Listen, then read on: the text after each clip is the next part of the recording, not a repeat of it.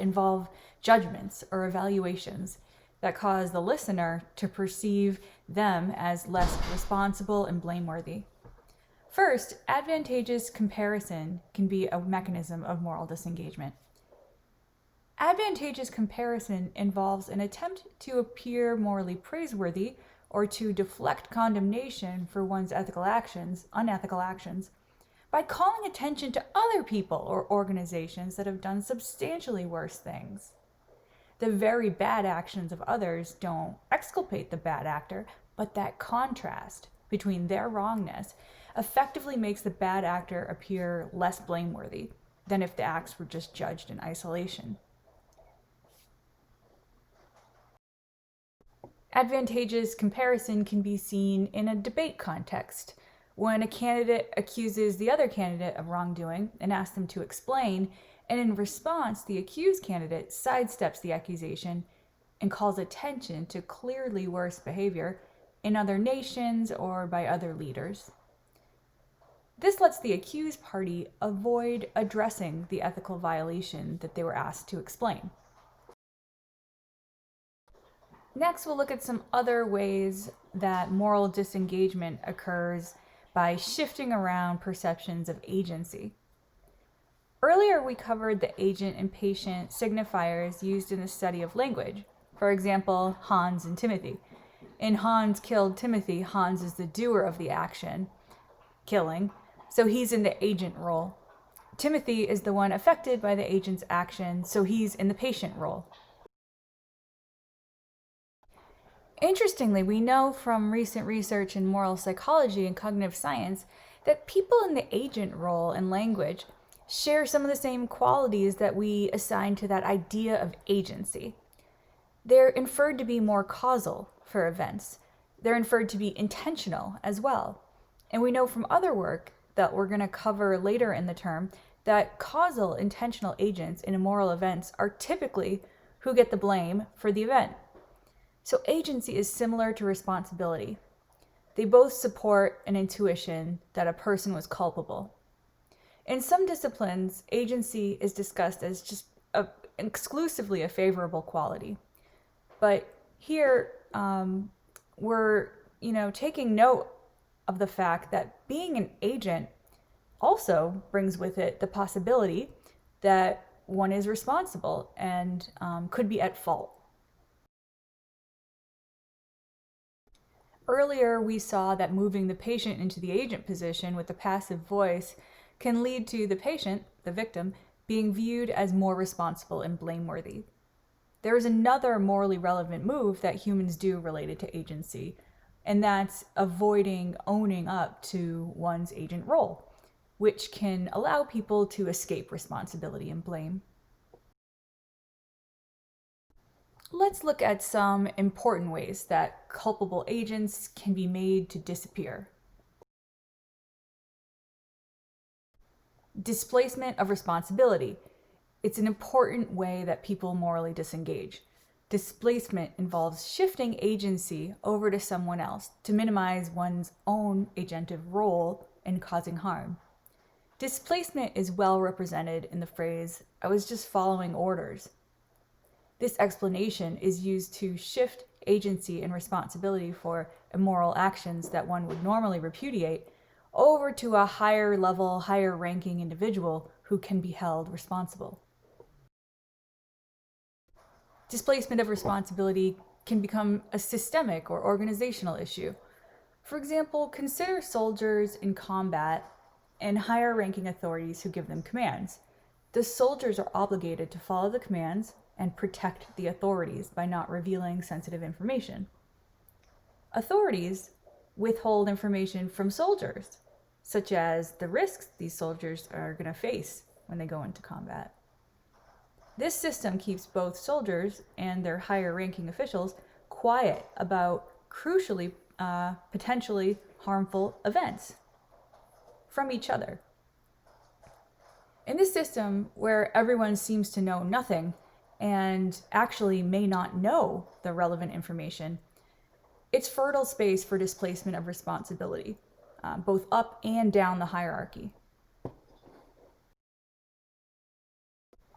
Let's look at diffusion of responsibility. How is this different from displacement of responsibility? I like to think of a hairdryer's diffuser attachment. This is a handy tool if you have curly hair, in case you didn't know. Diffusers take that stream of air coming out of the hairdryer and direct it out of many little holes spread on the front. And this sends the air out to a larger surface where it can reach more hairs on your head. There's probably more to its purpose, but this is generally what it does to air. Similarly, take an essential oil diffuser for the home. It's moving those particles out into the air and dispersing them. What does this have to do with responsibility? In diffusion of responsibility, we can think about that concentrated oil as responsibility. And when the oil is dispersed or diffused out, spread into the air, this is like the diffusion of responsibility, when instead of an individual agent taking responsibility, the presence of many different individuals leads to all of them being thought to have some share of responsibility. Diffusion of responsibility can be a mechanism of moral disengagement when a group structure is used to carry out an immoral act, making it less likely that one individual could be held accountable. A graphic example of this dynamic when a group structure is used to carry out an unethical or immoral act is the firing squad. So all of the people firing shots are engaged in this action, so one individual cannot be held accountable. Empirical work has investigated this phenomenon, and it goes back to Darley's work on diffusion of responsibility and locus of control. And the bystander effect, which you've probably come across in some of your psych classes, is representative of diffusion of responsibility. Here, people fail to take action in a group because they infer that someone else will take action. Responsibility that's everywhere is more likely to be nowhere. So people can avoid agency to avoid responsibility and blame.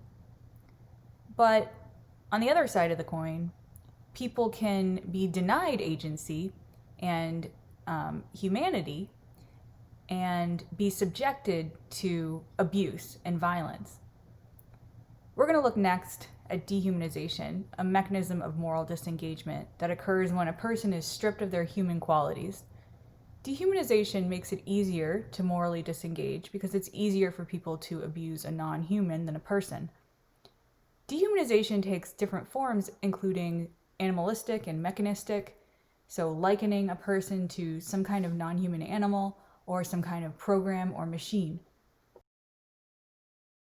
And other times, dehumanization can arguably also occur simply by covering up or obscuring a person's face.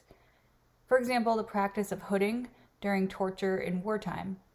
Unfortunately, the use of hoods that are purportedly used to protect medics and officers from biting and spitting may also encourage aggression toward the hooded individual. And this person is usually restrained in other ways too and having some kind of mental or physical health crisis. It is an empirical question, but the dehumanization that occurs for hooded people during torture could likewise occur with the use of hoods during arrest, increasing the chance for excessive force. There's been a lot of research on dehumanization, so if you're interested in the topic, you can find tons of interesting papers in social psychology. Some research has looked at dehumanization in the context of military training, proposing that military training doesn't instill cruelty, but it might help you learn to dehumanize the enemy so that you can complete your mission. Brader here in some research found that Dutch soldiers who were deployed for combat in Afghanistan over time began to use more language representing dehumanization of Afghan civilians and soldiers. And at the same time, their ratings of their own compassion were decreasing. So, for example, after some time in service, they used more animalistic dehumanization of civilians who they were there to help, calling them cowardly dogs. And they showed greater mechanistic dehumanization of combatants. So, switching to using more cognitive descriptors, such as calling them cunning. This example illustrates some of the different context-driven forms that dehumanization takes. And there are other forms, many forms, that are being investigated in research. This mechanism of moral disengagement we'll look at is the attribution of blame to victims.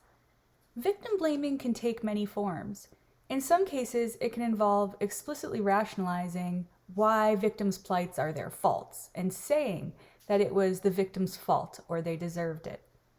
In other cases, an entirely implicit process occurs, and people engage in thinking about cause and effect or the way things could have gone, counterfactual thinking.